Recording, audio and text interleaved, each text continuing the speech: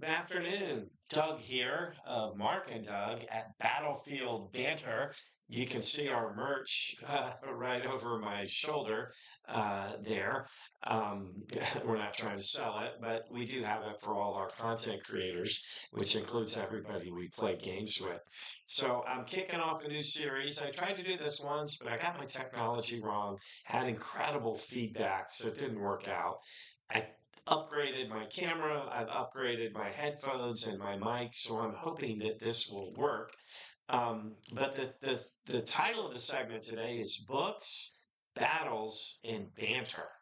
I have always enjoyed reading history books, military history books, and biographies. I think that was kicked off with a family trip when I was 9 or 10 to Gettysburg, Pennsylvania, and just have always been a reader. And so war games, which followed several years later, were a natural extension of that.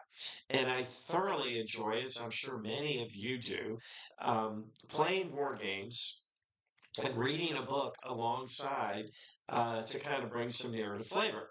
So what I thought I would do is create just a little series. I'm hoping it's 15 to 20 minutes where as Mark and I play a game, in this case, Paths of Glory, a GMT all-time bestseller, one of their best games, a card-driven game in grand strategy in World War One. And I'll mention another game. In fact, here, it's probably a good time to bring the game out. Paths of Glory. I often play it on Vassal because it's such a setup type of deal. And my son's cats roam around the house here, the battlefield, if it were, and would probably destroy any kind of setup that Mark and I might have. But I've got a series of books that I have enjoyed reading over many years while I on and off play Paths of Glory. So I thought I would share those titles with you to give you a head start on the same. If you enjoy the game, maybe these are books that you would enjoy. So I'll start off with one of the all-time classic, The Guns of August by Barbara Tuchman. This book won the Pulitzer Prize.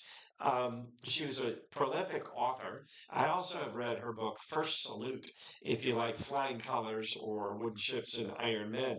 But she cites in her notes in her foreword of this book two primary sources. Bible and Sword, which is the origins of the Balfour Declaration of 1917 about the British in and around Jerusalem, and the Zimmerman Telegram, which I recently found on a used book site on the internet. The name of the book site escapes me. Maybe it'll come to me later on.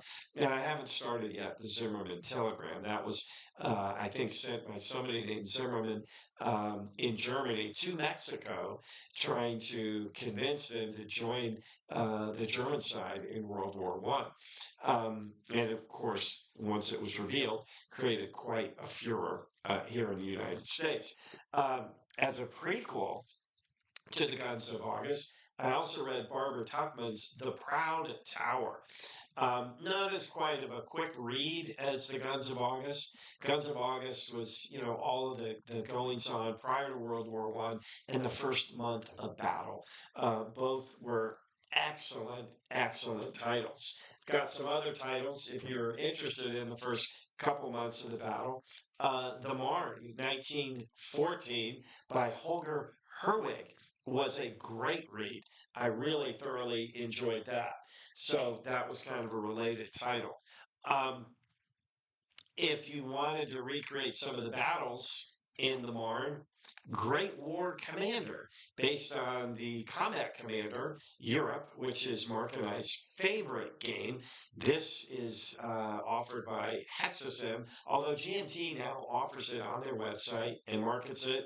I've got this and a couple of expansions. I've obviously got all the Combat Commander. That's a topic for another day.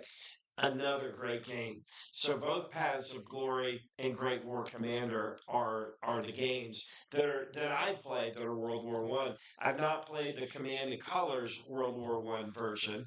I don't even own that one yet. I've kind of slowed down on my purchases of games. I went crazy, as many of you did, in during the pandemic, and have not really slowed down. So I've tried to this calendar year 2025 slow down in my purchases of games.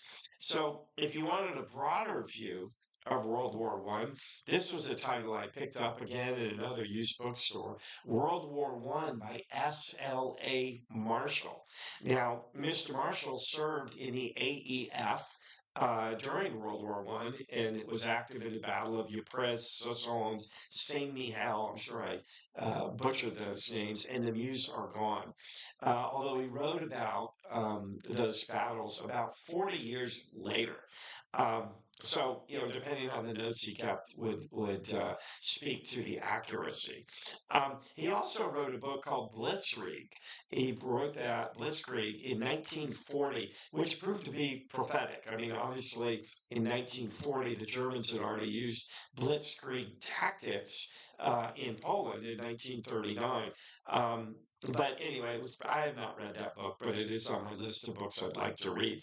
S.L.A. Marshall also served in World War II in Korea, but it's a great, tight, single volume treatment of World War One. Another one, kind of in the same genre, is by Martin Gilbert. His treatment of the First World War. Martin Gilbert is probably best known for his 11-volume biography of Churchill. Which that would be a big book to try to take on. I actually read William Manchester's 3-volume treatment of Winston Churchill, which was excellent. I would probably read this one. I did. I read this one before I read Martin Gilbert's biography. But the Martin Gilbert World War One treatment is excellent. Probably the finest, in my opinion, anyway, single volume treatment of World War One is the First World War by one of my favorite authors, John Keegan.